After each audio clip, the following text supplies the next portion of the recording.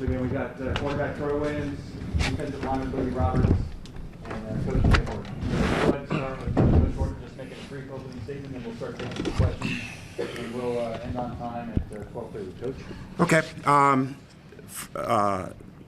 I wanted to do this with my players first, but we'll do it all together. There's a couple things that's going on. I'm going to make an opening statement first. I'll give you a statement for you guys to have, and then we'll talk. Everybody's been asking the last 2 days about my lawsuit against the NFL. I'm going to make a statement, and I won't take any questions on it because I don't feel this is the stage to talk about myself. It's about the accomplishments of the Pittsburgh Maulers in the USFL championship game that we're here to celebrate. But at the same time, we can't ignore the elephant in the room, and I said no pun intended towards Dr. Seuss. And if you understand one of his books, you'll understand that. So here's my statement. I feel what we have as a team accomplished this year by going from worst to first took a combination of motivational and intellectual acuity, organizational skill, the ability to establish a culture built on respect, hard work, and professionalism. I believe one of the core tenets of a great head coach is to elevate a group of athletes to heights that they did not know they can achieve by themselves. With that being said, I know unequivocally I would have taken an NFL franchise to the Super Bowl if given the opportunity. If you doubt that, just ask any of my living resumes, which are my former and current players, this question. Were they not better off after I arrived than before? My living resume includes the likes of Troy Polamalu, Ryan Clark, Ike Taylor, Patrick Peterson, Demario Davis. Finally, I am so grateful for the opportunity that the USFL and Fox gave me. I hope I have made our league better than it was before I arrived. And the opening statement on the game is we're ready. We've had a great week of practice. These guys are like fine-tuned, thoroughbred horses that are now in the gate, and all they're doing is waiting for that gate to open, and they're going to sprint. That's my opening statement, and I'd love to hear from my players. Thank you, Coach. James, why don't you go ahead and ask a question? My question is for Coach. A few weeks ago, we were in this room. You guys had lost to the Houston Gamblers, heartbreaker, 2-6. You were fourth in the division. That remarkable turnaround these final few weeks, and now all of a sudden you're playing for the championship and you won the division. Just what went into that? What went into the change and just the belief that you had in yourself, the players, everyone else involved to get to this point? Well, if you remember that game, we were kicking a field goal, I'm going to say from the 35-yard line, the 25-yard line, and everybody believed it was going to go in. Everybody did, but it didn't. And we didn't blink. We have played so many close games in this league, and the only game that we were not in from the beginning was Memphis, down in Memphis. They beat us. They actually whooped us. They took us behind the shed and pulled our pants down and whooped us. And we own that. All the other games have been so close, and as you know, or may not know, last night Michael Irvin from the Dallas Cowboys talked, and he brought up our 1-15 year that I was on, and so was he, and so was Daryl Johnson. And to me, that's part of life. You're not always going to win. You're going to have struggles. And we were 1-9 last year. I wasn't here. Troy wasn't here, but we owned it. That's part of our legacy, part of our team. And we embraced it, and we took it, and we accepted it. And we said, but we're not going back there. And this team, these players had trust in me. I had trust in them once we figured out what we were doing. And we didn't blink. And we kept talking about we control our destiny. We're in this. And obviously the South had a better record than we did in the North. But today we talked about the 2005 Pittsburgh Steelers that I was a member of. And we were a very good team. We went through some injuries in the middle of the season. We had some losses, but we kept saying, they better not let us get in. They did let us get in Pittsburgh, and they let us get in here. So what turned it around? Nothing turned it around. We were always going in that direction, but every once in a while you got to bail a little water out of the ship. And so once we patched the holes, here we are.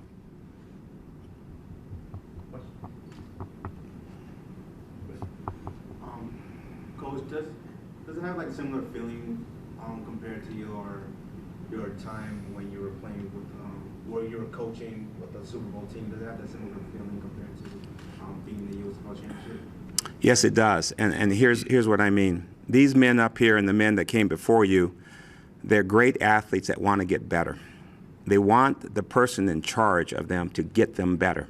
And they don't care how, whether it's giving them a hug, a pat on the back, or a kick in the rear end. They don't care. They just want you to get them better. That's what we're charged with, is getting this team better. And we have. Our best football is still in front of us. Birmingham better watch out. We're ready to play. And I don't care that they go, oh, well, what's he saying? We're ready to play. Boogie, having been here for both seasons, playing in Birmingham, Canton, and kind of being with the team from 1-9 to now being in a position to play in a championship, how much does it mean to you to have, been with this group and, watch them from the start get to where they are today? It's been amazing. At the end of the year, it was easy. I could have jumped ship, went somewhere else and been frustrated because we had a tough year, but the grass isn't always greener. And I went through hell with our team last year. We had a lot of tough losses, and I just wanted to get that feeling because I knew we were right there. We were right there. We were just a couple missing ingredients away. And to be honest, Troy Williams was that missing ingredient. So just for everything to come to fruition and us to get to this point, it means the world because I didn't quit. I didn't walk away from the guys. And to get here with the guys that you struggled with, it makes the success even better. Troy, most of the eyes are mostly on the defensive side, but could you talk more about the growth of what you see from your offense and how they just week after week has been improving and even improving in your game, and what are people want to expect about this offense going against Birmingham? We've just been focusing on getting better each week, and a big part of that is realizing what areas you're weak in and owning that. Like Coach just said, we own that loss in Memphis. So it's about looking yourself in the mirror, taking accountability for your mistakes or whatever the case may be. And I feel like we've done that, and we've been eager to move past our failures earlier in the season. So we just been focused on, like I said, getting better each week, and the confidence has just been, you see it in each guy's face, and the O-line and the receivers and myself and running backs, even with Coach Tomlinson, play calling, just the whole offensive unit just coming together as one, and and things outside the locker room as well, like eating with the O-lineman or just becoming more of a bond, and it definitely has translated to the field here late in the season. Everyone's goal is to win a championship, and football players' goal is to win a championship. What are you guys thinking 24 hours from now? You're going to be playing. What's going through your mind right now as you prepare for the game? Boogie, why don't you start? Well, I try to stay where my feet are. We have a saying like, be present, because it's easy for us to look forward and look ahead, but when you look ahead, you forget about the journey and what you went through to get here. So that's kind of where I'm at. I'm more in a reflection stage and looking back at last year, everything we went through to get here. We were 1-9. They laughed at our jerseys. They laughed at everything we were doing. They didn't give us a chance, so we came in with that chip on our shoulder. So I just want to embrace that moment right now with my teammates. This is the last time we've shared the field with each other in practice. We hugged and everything. So that's really what it's about. Everything that's going to happen in the game is going to happen. We're prepared. We're ready. So I just want to enjoy this moment as opposed to looking ahead. And that's kind of been the mindset of the team. Troy? Just like same thing he said, just being present. Of course, we acknowledge, it's a big game. This is everything that we've asked for. This is the moment we've asked for. Couldn't ask for for another better team. One of the best teams in the league in Birmingham. So, in order to be the best, you got to beat the best. And I feel like when you come into big games like this, of course you realize how big the opportunity is. But for me, the best thing is just to stay calm. And just let the game come to me, and just have fun. That's another thing I feel like sometimes guys forget about. These types of games are supposed to be fun. When you imagine them at home and think about the moment when just in your brain, it's always fun. It's always a good thing to think about. So definitely excited to get out there and have some fun. Zach, I'm in USFL Newsroom. Question for Coach Horton. We've had players throughout these panels today express the trust that they are given in each other for this coaching staff.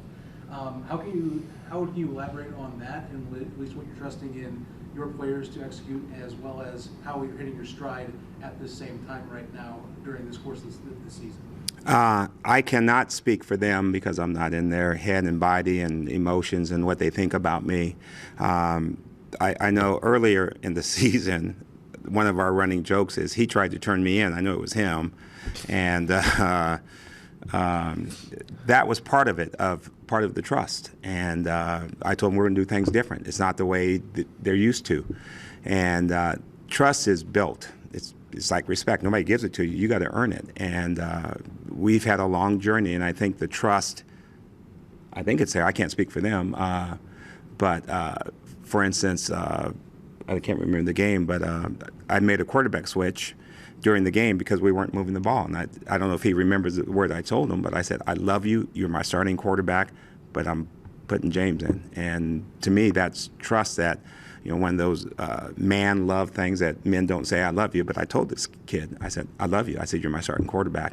And I think Boogie and I have had a pretty good relationship from day one. And he keeps saying he's going to come out to my house and all that stuff. But I said, not so fast, young man. But why they trusted me, I don't know. You'd have to ask them that. I never asked because it wasn't important. I've trusted him since day one because everybody's dreams and goals is to get where he's been. He's been to the pinnacle as a player and as a coach. So when he speaks, you listen, and he commands the room, and he's just a cool, calm guy. He doesn't rah-rah too much, and he comes across as genuine, and he wants to get you better. And from day one, I've respected that about him, and then also his son. You're a representation of how you were brought up, and I love his son, Jaron. He's an amazing coach, deserving to be a head coach. So when his dad was coming in, I'm like, oh, he just has to be as special as you, and he hasn't let me down. He's trusted in me to do certain things and lead the team certain ways, and I've respected him, and he's amazing. Troy, that quarterback coach bond, can you talk about it? It's been good. It's been good throughout the whole year. For me, since I've been in so many different rooms, quarterback rooms, and just throughout my whole journey, it's kind of tough for me to, just give my all into someone or a coach without, having to go through something or it just takes me a while to feel somebody out, especially when it comes to football and just, my past relationships. So, but when I do have that trust and I do want to connect, I'm ready to run through a wall for my coach, my teammates, and that's just how I'm built. If I feel like you got my back, then I definitely have yours. So I feel like we've been able to build that throughout the season, and like I say, I'll run through a brick wall for coach, for the teammates, and every coach on the staff. So this has been one of the best relationships I've had. Being a professional on the team and being in a quarterback room. So I'm definitely grateful for this opportunity Coach Horton has given me, and just opening up to me. Well, not all the way, but a little bit, enough to build a great relationship, so it's been good. Boogie, obviously we're here because you guys are playing tomorrow in the championship, but I think we'd be remiss not to bring up the fact that you're up for the Sportsman of the Year award. Mr. Johnson's getting ready to announce that. Can you just talk about what an honor it is even to be up for such an award? It's an honor because it was voted on by my peers. It wasn't media given. It wasn't just a fan vote and things like that, or popularity vote because I'm one of the fan favorites. My peers thought of me that way, and that means a lot. When the people that you go to war with every day and things like that think of you that highly, that's what really meant so much to me. So, and also just giving back to the community and also being a dominant force on the field. But the main thing that stood out when Coach nominated me is I knew it was a teammate vote, and when your guys think of you that way, that there's no better feeling. And I would echo that. Boogie has done an outstanding job of being a great citizen to our community. He will do anything for anybody, and he represents what we as professional athletes and the USFL stands for. He is out in the community, he supports our community, and he's a member of our community. Troy, Boogie, Coach mentioned about Michael Irvin coming and speaking to you guys yesterday. Just from a player's perspective, what were some of the takeaways that you got from listening to Michael Irvin Hall of Famer himself, and just how much that is motivating of how you guys want to elevate your game? Really just his story of coming from nothing to something, you know, him taking us all the way back to day one when it was about 12 to 13 kids in one house to where he is now. He talked about how he has to do some self-talk every morning he wakes up.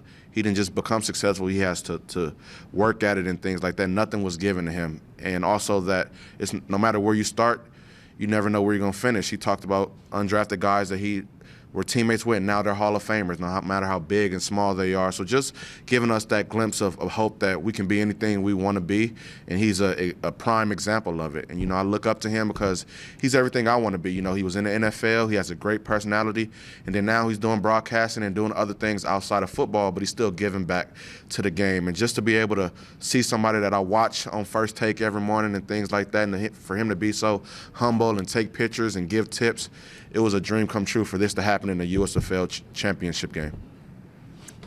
For me, you know, of course, his story, you know, him being an inner city kid, you know, it was, you know, I can relate to him and, you know, just envision, you know, his whole journey throughout mine, and just the way he, you know, how passionate he is about the game. You can tell when you watch him play. It comes out of him, you know, when he makes a play. He gonna let you know that, you know, he made the play, and you know that's just from, you know, I'm guessing, you know, everything that he's been through. You know, he's just excited to be on the stage, and you know him competing with coach, whether it's at practice or the game. You know, his passion about you could still see it today. You know, when he was talking to us, he just real passionate, and that's what I pride myself on. I try to stay, you know, as calm as I can throughout the game, but you know, definitely comes out here and there, and I just love, you know, letting people know that, you know, we here, and you know, it definitely took a lot to get here. So the passion for that he has for the game, and just watching his whole journey was very helpful, I feel like, for myself. Coach, you were Super Bowl teammates with him and with Daryl. Can you talk about that? Yeah, the journey, and I told both these guys yesterday, I said, wow, what are you guys weighing? Because they look outstanding. I'm like, wow, what have I been eating? So that was the first thing. They look in playing shape still. And, you know, we all just talked about the respect of the game among ourselves. And I think anytime and I share it with our team now, and here's one of the things I've said to our guys. You don't know it, but you're living in the good old days. They just don't know it because they're living them now. And you're able to reflect back and go, wow, those were the good old days when we used to run 110s and have the practices and Jimmy yelling at us and stuff. But it's a bond, it's a kinship, it's a brotherhood. And I've tried to bestow upon these guys that these are your good old days, embrace them, and off they go. So it's always great to go back and tell old stories, because you can lie a little bit because nobody remembers. We got time for one more question, so go ahead.